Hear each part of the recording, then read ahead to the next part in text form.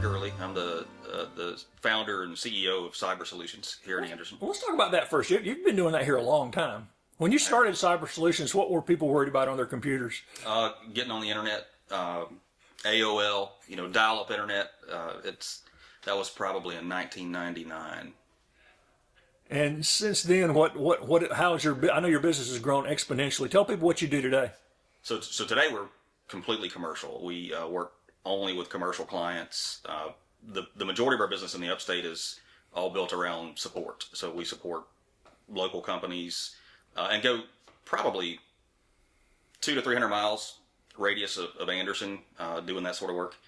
And we have another part of our business that is incident recovery. So we fly people all over the world recovering companies from cyber attacks. And we're talking about today, one of your new projects is this new event space. Tell people what it's called and about this event space we've got here downtown. So Cyber Solutions was originally, actually if we go back to 1999, we were on Main Street in a little small house. And then we outgrew that, moved to Greenville Street, and we were there for probably about 15 years.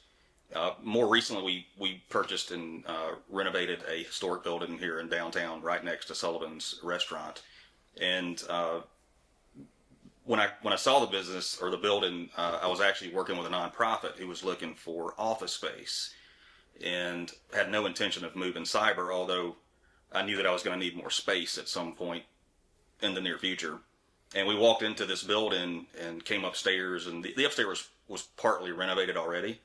And it just seemed like a really neat space that I thought my people would enjoy being in. So that got me thinking, got my mind kind of working towards the possibility of moving Cyber Solutions downtown, and had no idea what we were going to do with the event space or the actual space in the downstairs.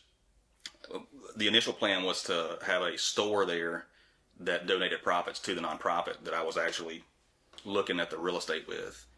But as we started building out the space, it was just so pretty that we decided that it would be more suited to be an event space. We tried to keep it historical with more of a grand ballroom theme.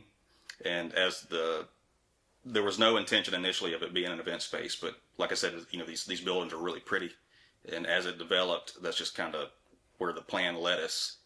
And we finished it just in time for my daughter's wedding reception, back in October. We did have a fire here. I think a lot of people probably are aware of that, but we had a fire that did tremendous smoke damage to the downstairs back in the summer that set us back by about 3 months. But the space turned out beautiful. We got it done just before, literally midnight the night before my daughter's wedding reception in October, so it worked out. How big is that space? So the entire floor is about 7,200 square feet. There is a mezzanine that adds about another 1,100 square feet, so just over 8,000 square feet. Usable for an event is probably, I would say, 6,000, 6,500. And there's a dining room there, and there's just, like you said, the event space. What kind of things do you envision being used for? So we just got our CO back just the day after Thanksgiving. So we haven't done a tremendous amount of marketing, but we're getting requests for weddings, baby showers, company events, company parties, those sorts of things. So I think the space is pretty unique and flexible, and so I think we'll get a range of different activities in the event. There's actually a wedding going on downstairs at the moment. Well, AIM had an event here yesterday, and the nonprofits, a great space for nonprofits. It's about that right sweet spot of size, it looks like. So our capacity is limited right now to about 205 people. We will eventually increase that. We do have to, when we converted the space to an event center, that was not the initial plan. So we have to do a couple more things to be able to increase the capacity. And I think at that point we'll probably be closer to 400. And what's it called? The Grand 1891, and the 1891 comes from the year that the building was erected. And like I said, you're adjacent to the old Sullivan Hardware, which is Sullivan's Metropolitan Grill. Will y'all be doing any cooperative stuff with them, or? We will. So kind of a natural partnership with us being next door. So I've spoken multiple times with Bill, and they will certainly be our preferred catering vendor as the business becomes more popular. The kitchen and all is right there, so it's pretty unique to have the kitchen next door to. Yes, and they actually, like I said, the first event was my daughter's reception, so they catered that for us. They catered the event last night, and it's like I said, it's just a natural partnership.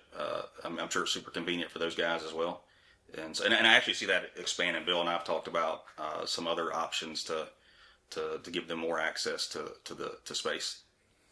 And I know it's been very limited use so far, but what kind of feedback have you gotten so far from people who've been in the building and used it? People are very impressed with the building.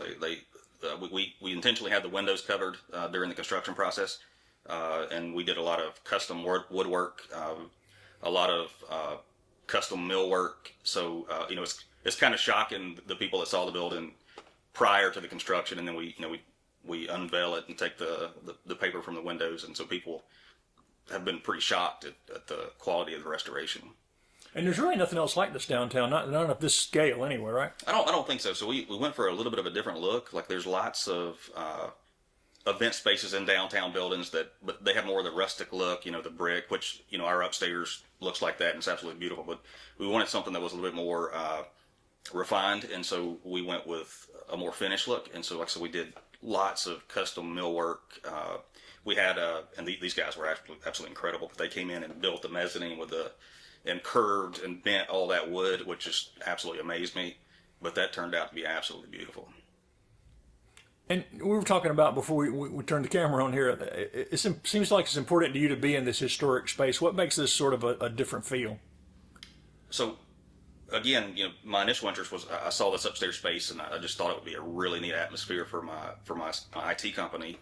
But throughout the process, I've learned a lot about the history of downtown, and so I've really enjoyed that process. There's so much more history here than people probably realize, to the point where I actually just purchased another building over on North Main that we're renovating. Just a really neat, quick story. We take the plaster off the wall and find a Wrigley's Double Mint Gum ad that's painted on the wall from probably the 1890s that nobody knew was there. So again, that sort of thing just really kind of piques my interest for these historical buildings. And I think it's important that somebody's saving them too, because if the longer they sit here, the more danger they run into of just not being salvageable. And that's right. And it's amazing to me, but a lot of these buildings are actually in really good shape. Like the bones are pretty solid in most of them, so they're definitely worth saving. Do you anticipate being booked out once people find out you guys are here? And I do. The feedback so far has been incredibly positive, far beyond my expectations. And we've done no real marketing other than some paid Facebook ads. So yeah, I think it's going to be an incredibly popular space. Well, so we did a phase one when we decided to buy the building. And for anybody that's not familiar, they basically researched the history of the property to make sure there was never anything that was toxic or that could be a problem in the future done on the site. And so some of the neat things we learned about the building, it was a saloon 2 different times in history. It's been department store. I think a lot of people remember it as Gene Anderson's, but way earlier than that, it was a saloon a couple of different times. It has been a theater on multiple occasions.